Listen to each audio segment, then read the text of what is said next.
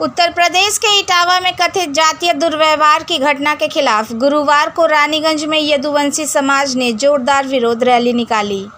तृणमूल कांग्रेस रानीगंज शहर अध्यक्ष रुपेश यादव के नेतृत्व में यह रैली सियारसोल राजग्राउंड से शुरू होकर NSB रोड होते हुए रानीगंज रेलवे स्टेशन पर सभा के साथ समाप्त हुई। इस विरोध रैली में जामुड़िया, दुर्गापुर, आसनसोल, पांडेश्वर समेत पूरे पश्चिम बर्धमान जिले से हजारों यदुवंशी समाज के लोग शामिल हुए। सभा में वक्ताओं ने भाजपा और योगी सरकार पर देश को जाति के नाम पर बांटने का आरोप लगाते हुए संविधान और सामाजिक समरसता पर खतरा बताया। रुपेश यादव ने कहा कि हिंदू हिंदू भाई भाई का नारा भेदभाव फैलाने वाला है, जबकि तृणमूल कांग्रेस देश के सभी धर्मों और जातियों को एक मानने में विश्वास रखती है। उन्होंने इटावा कांड की निंदा करते हुए कहा कि भाजपा फूट डालो राज करो की नीति अपना रही है। सभा के अंत में योगी आदित्यनाथ और प्रधानमंत्री नरेंद्र मोदी का पुतला दहन कर विरोध दर्ज कराया गया। इस रैली में रानीगंज शहर तृणमूल कांग्रेस अध्यक्ष रुपेश यादव के अलावा दुर्गापुर नगर निगम के प्रशासन बोर्ड के सदस्य धर्मेंद्र यादव, दुर्गापुर यदुवंशी सेवा समिति के अध्यक्ष भोला यादव, उपाध्यक्ष सुभाष सिंह, सचिदानंद सिंह, उमेश यादव, मिंटू चौधरी, उदय शंकर यादव, मनोज यादव, जयराम सिंह, रमेश यादव, सिंटू भुइया और दिनेश यादव समेत बड़ी संख्या यदुवंशी समाज के लोग उपस्थित रहे। संख्या में जो एकत्रित हुए हैं, एक कोई पब्लिक का भीड़ नहीं, बल्कि एक प्रतिनिधि है जो अपने प्रतिनिधित्व को देने के लिए यहाँ पर उपस्थित हुआ है। लेकिन जिस तरह यादव समाज नहीं, ये केवल यादव का अपमान नहीं, ये पूरे भाजपा का अपमान है, सभी वर्ग के लिए अपमान है। बताइए, भारत देश में रह करके जो भारतीय लोकतंत्र को न माने, भारतीय संविधान को न माने, भारतीय व्यवस्था को न माने, संविधान का सम्मान को न माने, वो देश हमारे देश में रहने लायक नहीं, बल्कि वो समाज देश विरोधी है, वो देश विरोधी है। हम कहते हैं कि अंतर्राष्ट्रीय तरीकों से पहले हम लोग का बॉर्डर पर लड़ लेंगे जो हम लोग का सिपाही खड़ा है, लेकिन अंदर में हमारे समाज में जो ये लोग देश विरोधी, हमारे समाज विरोधी, ये संविधान विरोधी है लोग, इनको खोज करके हम सभी समाज मिलकर के एक साथ मिलकर के काम करेंगे और संविधानिक रूप से ऐसे लोगों को दफन देने की जरूरत है। आगामी काल अगर ऐसी आवाज उठी तो आवाज उठने से पहले उसको संवैधानिक रूप से उसको दफन दे देंगे, उनका अंतिम संस्कार कर देंगे और जो अंतिम संस्कार करके उनका हम लोग आज जो आप सभी लोग निकल करके आए हैं एक घटना के प्रतिवाद में, तो जितने लोग भी इस घटना के प्रतिवाद में निकल करके रानीगंज के मैदान में आए हैं, मैं सभी लोगों को दिल से बहुत बहुत आभार और धन्यवाद देता हूँ। अगर सारा समाज ऐसे ही निकल करके आएगा तो भारतवर्ष में अन्याय और अत्याचार होना बंद हो जाएगा। जैसे आज यादव समाज के सम्मान में पूरा बहुजन समाज मैदान में, जैसे आज यादव समाज के सम्मान में पूरा बहुजन समाज मैदान में है, उसी तरह किसी भी समाज के ऊपर में अन्याय और अत्याचार होता है, पूरा समाज जिस दिन का प्रतिवाद करेगा, अन्याय और अत्याचार भारत से खत्म हो जाएगा। अन्याय और अत्याचार होता है और हम लोग उसको अपने घर में बैठ के देखते रहते हैं, इसीलिए अन्याय और अत्याचार करने वालों का हिम्मत बढ़ता है और हमारी कमजोरी का फायदा उठा करके वो लोग और भी ज्यादा अन्याय और अत्याचार करते हैं। सवाल ये नहीं है कि अन्याय और अत्याचार करने वाला कितना ताकतवर है, सवाल ये है कि जो बोलने वाले लोग हैं, जिनके मुंह में जबान है, वो कब बोलेंगे। जिस दिन वो बोलना शुरू कर देंगे, अन्याय और अत्याचार करने वालों का हौसला पस्त हो जाएगा और अन्याय और अत्याचार करने से पहले 100 बार सोचेंगे। रानीगंज ही नहीं, रानीगंज, दुर्गापुर, पानागढ़, काक्सा, पांडेश्वर, जामुड़िया, बाराबनी, बरनपुर से विभिन्न अंचल से आए हुए यदुवंशी समाज के ही लोग नहीं, सभी सर्व समाज के लोग, बहुजन समाज के लोग जिस तरह से आकर इतने कम समय में जो टेरर दिखाया है, मुझे पूरा भरोसा है ये यूपी की जो सरकार है, योगी जी हम दिल्ली में जो बैठे हो, मोदी जी, अमित शाह जी की सरकार है, उनकी करने की 3 घटना शुरू हो गया।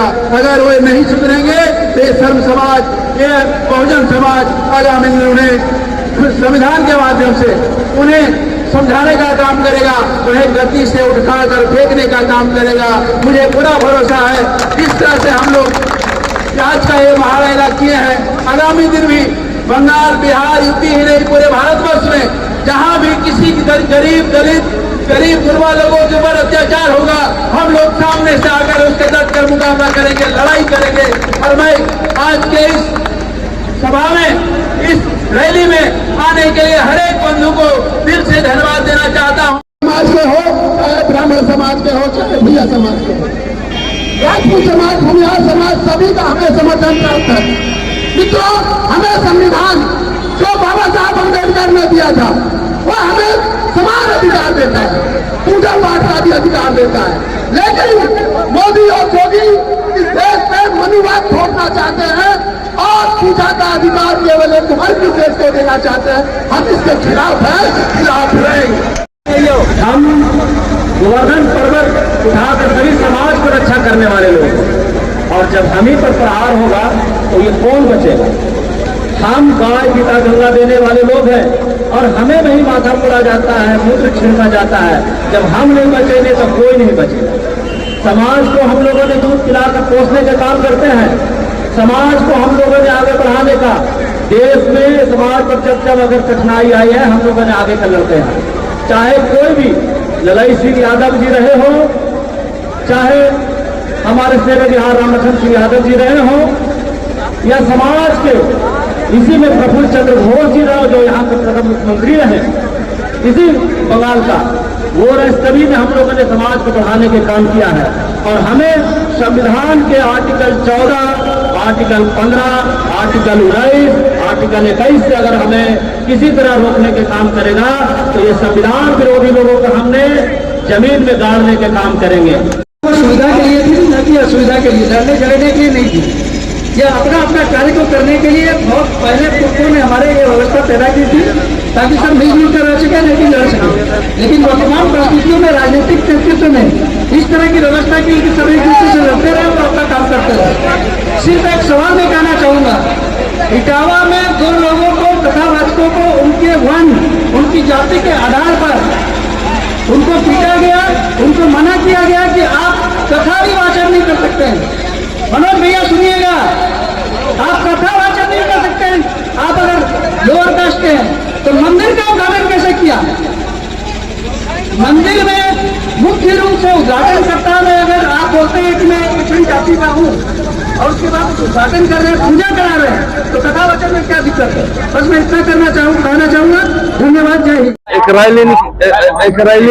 एक रैली जो जुलूस निकला, आपने जुलूस में थे, आपने जुलूस का उद्देश्य को समझा कि जिस तरह से इटावा में संविधान का उल्लंघन करते हुए एक यादव समाज के और एक जाटव समाज के कथावाचक के ऊपर जो अत्याचार अन्याय हुआ, उनके सर को मुड़वा दिया गया, उनके चोटी को काट दिया गया, उनके नाक को जमीन पे और वहां के लोगों को पैरों पे रगड़ा गया और उन्हें एक महिला के मूत्र उनके शरीर पर छिड़काव किया गया और कहा गया अब तुम शुद्ध हो गए हो, अब तुम भागवत कथा वाचने के लायक हो गए हो। ये एक घृणित घटना, जहां आज भारतीय जनता पार्टी दिल्ली में नरेंद्र मोदी और यूपी में योगी आदित्यनाथ की सरकार है, जो अपने आप को योगी कहते हैं, ऐसे लोग ऐसी घृणित घटना कर रहे हैं। जब सड़क पर उतरते हैं तो कहते हैं हिंदू हिंदू भाई भाई, जब सड़क पर उतरते हैं तो कहते हैं हिंदू हिंदू भाई भाई, और जब एक पिछड़े समाज के कथावाचक कर रहे थे, यादव समाज के कथावाचक कर रहे थे, तो आपको अपमान महसूस हो गया। अर्थात इनका उद्देश्य जो है, दिल्ली में बैठी आज सरकार है, उत्तर प्रदेश में बैठी जो सरकार है, उनका उद्देश्य जो हम लोग बार बार कहते आए हैं, इनका उद्देश्य संविधान को दरकिनार करना है और अपने संविधान और अपने तानाशाह जो मनुवाद है उसको लागू करना है, जो कि इस देश के लिए हितकर कभी नहीं। अच्छा, जो रैली हुआ है किस देश में?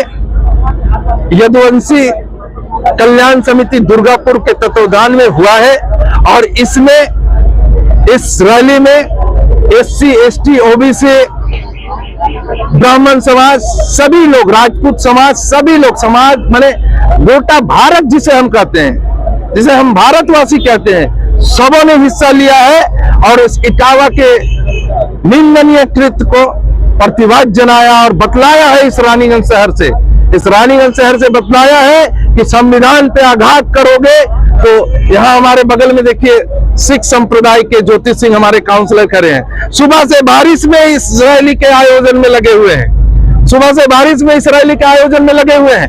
और हम सबों ने मिल करके, हमारे मुस्लिम संप्रदाय, हमारे जमाल भैया भी आसपास कहीं होंगे, सभी लोग बड़े इस भारत का जो नक्शा है, जो भारत का आत्मा है, आत्मा ने आज रानीगंज शहर से ललकारा है।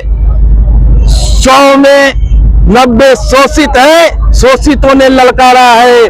धन धरती राजपाट में 90 भाग हमारा है। आज ये यहाँ से आवाज उठी है और ये हम लोग करके रहेंगे। ये मनुवाद और ये जो देश को तोड़ने का काम करते हैं, केवल हिंदू हिंदू भाई भाई नहीं, हम भारतवासी भाई भाई का स्लोगान इस भारत में चलेगा, यही बताने के लिए आज हम लोग कल्याण समिति दुर्गापुर के बैनर के तले सभी लोग एकजुटता के साथ संविधान पर अटैक करने वालों के खिलाफ आज एकजुटता के साथ उनका पुतला भी दहन किया गया।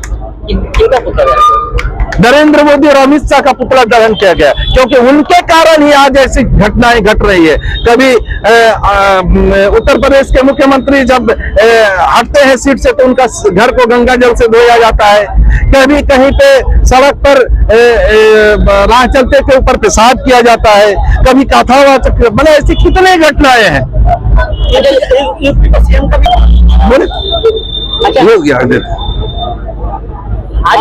मैंने तो कहा ये देश संविधान से चलेगा, ये देश संविधान से चलेगा, किसी का तानाशाही से नहीं चलेगा। और इस तानाशाही का नतीजा आप सड़क पे कहते हैं हिंदू हिंदू भाई भाई, यहाँ हिंदू हिंदू भाई भाई नहीं, हम भारतवासी भाई भाई, हिंदू मुस्लिम सिख ईसाई क्रिश्चियन जैन सभी हम भाई भाई हैं। ये नारा चलेगा, ये हिंदू हिंदू भाई भाई इस भारत में साफ विरोध कर रहे हैं। साफ विरोध कर रहे हैं। रुपेश यादव। আপনার শহর রানীগঞ্জে এই প্রথম নামি দামি কোম্পানির নানা ব্যাগের বিপুল সম্ভার নিয়ে হাজির অমরনাথ। কি নেই এই শোরুমে?